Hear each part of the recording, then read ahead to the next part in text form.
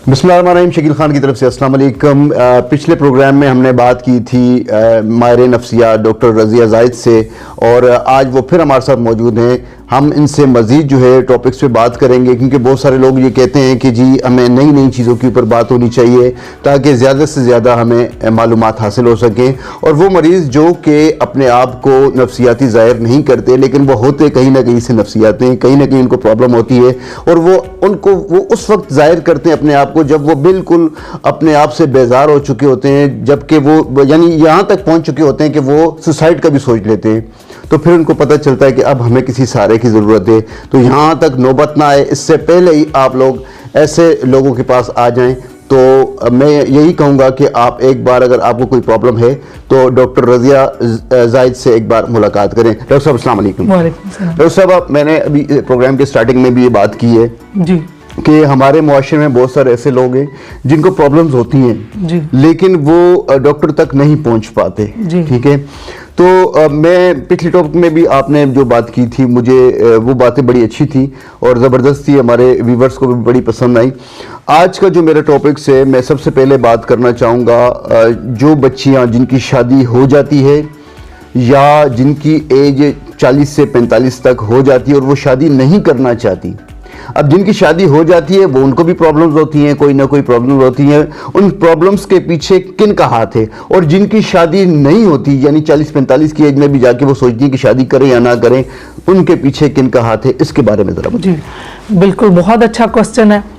जिनकी शादियां लेट होती हैं उनकी रीजंस क्या हैं और उन्हें किस तरह हेल्प आउट किया जाए।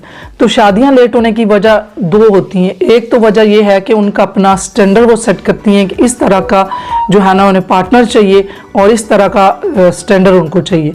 दूसरा ये होता है कि उनकी जो एक्सपीरियंस में जो चीज़ें आई हैं, उनके इर्द गिर्द माशरे में जो उन्होंने देखा कि शादी की वजह से कितने मसाइल पैदा होते हैं, उन मसाइल से बचने के लिए उनका ये फैसला होता है कि हम शादी नहीं करते, क्योंकि शादी में बहुत उलझने और बहुत मसाइल पैदा होते हैं। तो उसके लिए ज़रूरी है कि ये मेंटल हेल्थ अवेयरनेस, अगेन मैं यही कहूँगी कि माहिर नफ्सियात के जो अवेयरनेस पेजेस हैं, जो यूट्यूब्स हैं, जहाँ वो छोटी छोटी टिप्स बताते हैं कि कैसे मामलात ज़िंदगी के साथ डील किया जाए, कैसे उनके साथ हल निकाला जाए, तो उनको वो देखें और उनको ज्वाइन करें। तो अब बात यह है कि एक जो शादी के हालात जो बाद में ख़राब होते हैं, उसमें भी कुछ चीज़ें ऐसी आती हैं। एक तो यह है कि लड़की को जब शादी होती है तो वो एक पूरे ख़ानदान की दूसरे ख़ानदान के साथ एक तल्लक बनता, लेकिन हमारा माशरा ये नहीं सीखता कि प्री मैरिटल काउंसलिंग ले लें शादी के हवाले से कि मैं क्या चाहती हूँ। लड़का ये नहीं सोच समझता कि मैं क्या चाहता हूँ। इसकी मिसाल ऐसी है कि अगर जैसे हम तरबूज खरीदते हैं तो जहन में तो होता है कि मेरा लाल हो और मीठा भी हो, लेकिन हम उस खरीदने वाले शॉपकीपर को ये नहीं कहते कि मुझे कंडीशन नहीं लगाते कि मुझे जो है ना ये मीठा और पिंक वाला ही देना। जब हम घर ले आते हैं तो ला के तो हम काटते हैं, तो जब वो नहीं निकलता तो हम फिर गालियां देते हैं कि उस बंदे ने मुझे गलत दे दिया। अब उस सूरत में बेहतरीन तो यह है कि मैं उसे कंडीशन लगाऊं। ऐसे ही शादी की सूरत में ना लड़के को पता होता है कि मेरी अपनी शख्सियत क्या है और लड़की की क्या है, कौन सी चीज़ें जो मैं कंप्रोमाइज़ कर सकता हूं उसकी शख्सियत में। हम जिंदगी आदाब के साथ गुजारते हैं। वालिदैन को भी पता होना चाहिए कि मैच देखो, बच्ची की आदत और लड़के की आदत जो है ना वो जब तक मैच नहीं करेंगी तो शादी में कुछ हमारे जो कोने होते हैं, जैसे फर्नीचर है, इसके कोने जब तक ब्लंट नहीं होंगे तो हमें टक्कर लगती रहेगी।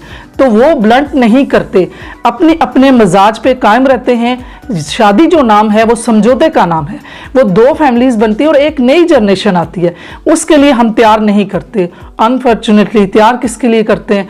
अब जाके लड़की को पीछे बढ़ाया जाता है कि तुमने लड़के को काबू में रखना है, उसकी सास के जो है ना कंट्रोल से नहीं उसमें जाने देना है। फिर लड़के को बताया जाता है कि तुमने जो है ना फलां की पहले जो थी वो तो कंट्रोल से बाहर चली गई थी, अब तुमने ऐसा नहीं करना।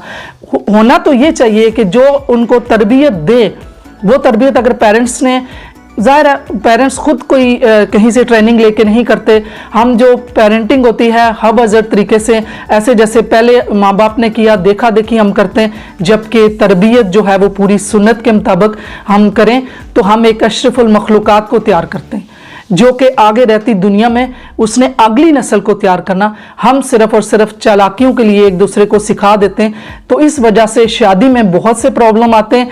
वो एक दूसरे को समझ नहीं पाते, वो पीछे से जो गाइड माँ ने किया, लड़के की माँ ने, रिश्तेदारों ने, दोस्तों ने, इसमें हम ये कह सकते हैं कि इसमें ज्यादा जो है हाथ जो लड़का या लड़की के घर वालों का होता है या उनके पेरेंट्स का होता है। जी बिल्कुल, बहुत सी जगहों पे पीछे से माँ गाइड कर रही होती है लड़की की, वहां से ऑपरेट कर रही होगी, और लड़के की माँ कर रही होगी, रिश्तेदार कर रहे होंगे। इस वजह से वो एक दूसरे को समझ ही नहीं पाते कि उनको जो अल्लाह ताला ने ये पूरी फैक्ट्री दी है, वो तो अनफॉर्चुनेटली हम जानवरों का लेवल जो 3 है उससे हम जो है ना शेयर करते हैं। हम उस इंसान, बहुत से लोग हम तीसरे लेवल पे इस दुनिया से चले जाते हैं। हम अशरफुल मखलूकात जो कि चौथे से स्टार्ट होता है और उस दर्जे तक हम जाते ही नहीं।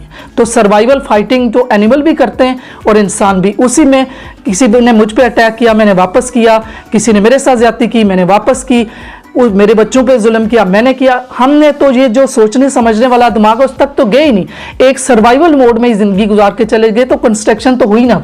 बिल्कुल। तो ये चीजें हैं कि सारी हमारे यहाँ रिश्ते कराने वाली जो औरत होती है ना जी, वो तो वो रिश्ता पक्का इस वजह से कराती है कि जी वो लड़के का आगे पीछे कोई नहीं है। ये बात होती है ना, तो वो लड़की वाले भी कहते हैं इसका आगे पीछे कोई नहीं, तो ये रिश्ता देर में चलेगा। जी बिल्कुल, जबकि उन्हें तो वो वाले स्किल ही नहीं होती, वो रिश्ते भी नहीं चलते। आपने देखा होगा वो भी नहीं चलते, क्योंकि अकेले माशरे के बगैर कोई स्ट्रक्चर नहीं है। अब उनको सोशल सपोर्ट नहीं है, माशरती सपोर्ट नहीं है, तो वो अकेले लड़का लड़की भी जिंदगी गुजारने के काबिल नहीं रहते। अच्छा डॉक्टर साहब, आपने बड़ी प्यारी बात की और मुझे बड़ा अच्छा लगा। जो कंबाइंड फैमिलियां हैं, जो मतलब एक जगह रहते हैं, भाई और सारे लोग एक जगह होते हैं, उनमें भाभियां भी होती हैं, एक जगह खाना, एक किचन एक होता है, सिस्टम एक चल रहा होता है, तो आप क्या समझते हैं वो ज्यादा बेहतर है या अलग अलग रह के अपने हिसाब से चलना वो ज्यादा बेहतर है? क्वेश्चन आपका बहुत अच्छा है। इसका अगर मैं रियल सवाल का जवाब दूंगी तो शायद कुछ लोगों को अच्छा लगे और कुछ को ना लगे। इस सूरत में दोनों चीज़ें अच्छी हैं, लेकिन मैं कंबाइंड फैमिली को बेहतर कहूँगी। लेकिन उसके बीच में होना ये चाहिए कि सबको अपने अपने फैसले करने का पूरा इख्तियार हो।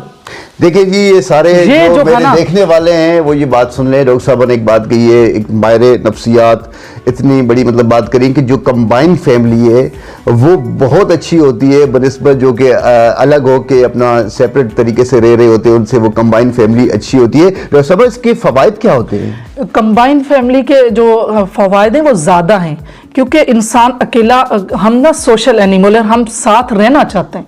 हम जो है ना अकेले ज़िंदगी नहीं गुजारना चाहते, हम कहीं ना कहीं हमें दूसरों की जो ज़रूरत पड़ती है। अब जैसे मैंने पहले भी बात की कि जिस तरह से कोई हमारे साथ मसाइल होते हैं, बीमारी होती है, हमारी चाइल्ड बर्थ, बच्चा पैदा होता है, स्कूलिंग होती है, तो अकेला बंदा जो मर्द है वो जो इकोनॉमिकली अर्निंग के लिए जाएगा, वो कमाने के लिए होगा। औरत जो होगी वो घर में इन सब चीज़ों को अकेले नहीं देख सकती। तो ये जो हमारा अल्लाह ताला ने निज़ाम बनाया हुआ है, ये माशरती निज़ाम बहुत अच्छा है कि सोशल सपोर्ट हो। तो इसमें लोगों ने खुद से वो उसकी भी वजह है कि क्यों ऐसा हुआ। इसलिए हुआ कि उसमें कुछ लोग ऐसे हो जाते हैं कि उसमें सिर्फ और सिर्फ एक ही बंदा सब लोगों की ख्वाहिशात को जम करके अपनी मर्जी से फैसले करते हैं, अपनी मर्जी से उनकी जो जिंदगी चलाते हैं, वहां प्रॉब्लम आती है। प्रॉब्लम ये होनी चाहिए कि अगर घर इकट्ठे भी हैं तो उनकी अपनी अपनी मर्जी के फैसले, क्योंकि दिमाग उन्हें भी अल्लाह ताला ने दिया है, तो वो दिमाग इस्तेमाल करें, क्योंकि उनको जो अल्लाह ताला ने जो फैसले देने का, वो किसी का हुक्मरान हूँ, जिस तरह मर्द है तो वो मर्द हुक्मरान है, एक बच्चा है तो लड़का है तो उसकी हुक्मरानी चचा के पास है, उसके वालिद के पास है, उसकी माँ के पास है, तो उसने अपना दिमाग तो इस्तेमाल ही नहीं किया। उसको अपने फैसले करने पे इंडिपेंडेंसी देनी चाहिए, तो ये यहाँ पे फायदा होगा। वालिदैन को अपने बच्चों की तरबियत कैसे करनी चाहिए? वालिदैन को बच्चों की तरबियत के लिए जो है ना, वो ये ऐसा नहीं है कि हम खुद से ही जो है ना चीज़ें जो हमें पता है उनसे वो हम बच्चों को ट्रेंड करें। इसमें मैं एक मिसाल दूंगी, शायद वीडियो थोड़ी लंबी हो लेकिन थोड़ी मिसालों से हम समझते भी। और इसमें ये भी जरा ऐड कर दीजिएगा कि हमारे माशरे में बहुत सारे बच्चे ऐसे हैं जो स्कूल नहीं जाते, या वालिदैन को किन स्कूल्स में बच्चों को एडमिशन दिलाना चाहिए? जी बिल्कुल। तो इसमें मैं थोड़ी एक स्टोरी के तहत बताऊंगी कि जैसे पहले ज़माने में कोई एक रेसिपी है, जैसे चिकन कढ़ाई की रेसिपी ले लें, वो रेसिपी उसकी नानी ने बनाई तो उसने 2 हांडियों में बनाई। अब वहाँ से चलती आ रही है कि 2 हांडियों में वो रेसिपी चले जा रही है। अब जब किसी तीसरी जनरेशन में आए तो उसने सोचा कि अब मैं इस पे सवाल उठाया कि ये 2 में क्यों है, तो पता चला कि उसकी हांडी छोटी थी जिस वजह से 2 में चलती आ रही है। इसी तरीके से हम पीछे से चीज़ों को क्वेश्चन नहीं करते, जो पहले से बातें यहीं पे प्रॉब्लम बनते। मेरी माँ ने ऐसे पाला था, मेरी माँ ऐसे काम करती थी, मेरी दादी ने ऐसे किया, उन पे हम जो पेट जो चीज़ें चली आ रही सवाल नहीं उठाते। जो सवाल नहीं उठाते तो इसका मतलब है कि हमने अपना माइंड इस्तेमाल नहीं किया। हम इंसान है, कहीं ना कहीं उन्होंने अपने नुक्ता नज़र से कोई चीज़ की, उसका उस वक्त के लिए बेनिफिट था। वक्त हालात जैसे मॉडर्न होते हैं, अब जो दौर है वो डिजिटल है, एआई का दौर है। इस दौर में पेरेंटिंग जो है, आईक्यू बच्चों का तेज है। पहले बच्चों को इतनी अवेयरनेस नहीं थी, तालीम नहीं थी। आज जो बच्चा क्लास 1 में जा रहा है वो पहले जो बच्चा 10वीं में जाता था उसके बराबर है। तो क्या हमें ऐसे ही करना चाहिए कि चुपैट चीजें पीछे से? नहीं। आज हमें बहुत सी बुक्स ऐसे पढ़ी हुई हैं पेरेंटिंग की, बहुत से कोर्सेज हैं।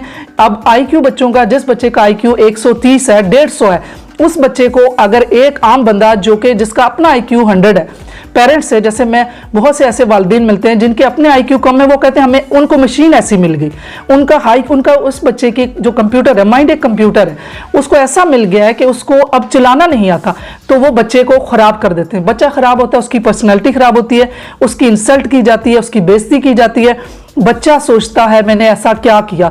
जो बच्चे सवाल करते हैं, बच्चे वो बदतमीज नहीं होते, वो बच्चे इंटेलिजेंट होते हैं। वो बच्चे ना हो, वो उनके अंदर एक तजस्सुस होता है, वो सीखना चाहते हैं। उन बच्चों को जब घरों में ही बुलीज हो जाती है, पर स्कूल जाते हैं तो जिस बच्चे का आईक्यू 130 140 है, वो दूसरों से तो डिफरेंट होगा, वो एंटी सोशल भी होगा, वो हर वक्त कोई चीज सोचना चाहेगा। डॉक्टर साहब, मुझे यहाँ पर ये बताएं, आपने आईक्यू की बात की। अब चूंकि एक आम घरेलू खवातीन को आईक्यू के बारे में इल्म नहीं होता, ऐसे बच्चे अगर आपके पास लाए जाए तो क्या आप उनका आईक्यू लेवल बता सकते हैं कि इसको क्या कितनी जरूरत है? जी बिल्कुल, यही तो हम पहले असेसमेंट करते हैं उसका। जैसे ये मैंने आपको बुक भी बताई है, डीएसएम के मुताबिक हम उसकी एक जो है ना इन रिटर्न में असेसमेंट होती है। एक हम ड्राइंग करवाते हैं, एक हम उनसे जो है ना वो पिक्चर्स दिखाते हैं, जिससे जो है ना बच्चे का आईक्यू पता चलता है। और ऑनलाइन भी आजकल तो कोई मुश्किल नहीं है, ऑनलाइन फ्री आईक्यू टेस्ट होते हैं, फिर हम वो टेस्ट देते हैं। पर्सनैलिटी टेस्ट करते हैं कि आपको नर्चर अकॉर्डिंग टू नेचर, कि बच्चे की हर बच्चा मुख्तलिफ आता है। अब अगर मैं इस बात पर भी कहूँ कि जैसे मनी प्लांट है और बाकी प्लांट भी हैं, तो हम मनी प्लांट को धूप इतनी नहीं चाहिए होती, उसको हम छाँव में रखते हैं। अगर मैं माली को साथ ही, जैसे मैंने एक माली को दे दिया कि अब जो बाकी प्लांट है उनके साथ रख दो, उसने धूप में रख दिया, वो मनी प्लांट सूख गया। इसी तरह हर बच्चे को ज़रूरत डिफरेंट होती है, पेरेंट्स को नहीं पता होता, टीचर को नहीं पता होता इस बच्चे को मैंने कैसे पढ़ाना है, इसकी मैंने तरबियत कैसे करनी है। जहाँ हालात ख़राब होते यहाँ पे पहले ही शख्सियत डैमेज हो जाती है। तो जो ज़हनी सानत है उसको चेक करें कि मेरे बच्चे के अंदर अल्लाह ताला ने खुदादा सलाहियतें क्या दी हैं। आपके पास अगर कोई क्लाइंट आता है अपना बच्चा लेके, तो क्या उसको एक ही सेशन में पता चल जाएगा, या एक ही सेशन में आप उसको रिपोर्ट बना के दे देंगे कि आपके बच्चे का ये आईक्यू है और इसको इस तरीके से जो है आगे चलाया जा सके? जी बिल्कुल, एक सेशन में टेस्ट हो जाएगा, हम उसको प्रिपेयर करेंगे, हम उसको फिर रिपोर्ट दे देंगे। अगर आपसे कोई राब्ता करना चाहता है और आपके पास आना चाहता है तो उस हवाले से भी प्लीज जरा बताइए। जी बिल्कुल, अगर कोई मेरे से राब्ता करना चाहता है तो हमीद मेमोरियल हॉस्पिटल है जो कुतबा गेट नंबर 2 पे है, वहां पे राब्ता कर सकते हैं, वहां पे अपॉइंटमेंट ले सकते हैं। और ऑनलाइन मैं मरहम पे भी हूँ, एपेक्स काउंसलिंग एक्सपर्ट मेरा एक पेज है, और यूट्यूब पे मेरे नाम से यूट्यूब है, और मेरा यहाँ पे नंबर चल रहा है, उस नंबर पे भी राब्ता कर सकते हैं। जिनको अपने बच्चों के स्कूल के बारे में, उनके फ्यूचर के बारे में कुछ जानना है और उनको पता चले कि जी उनका बेटा या उनका जो बच्चा है वो उसको किस चीज़ की ज़रूरत है, उसको किस चीज़ की ऐसी नीड है जो फ्यूचर में उसके काम आएगी, तो सबसे बेहतर डिसीजन ये है कि आप एक बार डॉक्टर साहब के पास आएँ, इनसे आप मुलाकात करें और बच्चे को लेके आएँ, दिखाएं, ताकि ये एक बार उनको बता देंगे कि उनका आईक्यू लेवल क्या है, उनका फ्यूचर क्या है। मिलते हैं किसी नए टॉपिक के साथ, तब तक के लिए इजाज़त दीजिएगा। खुदा हाफिज़।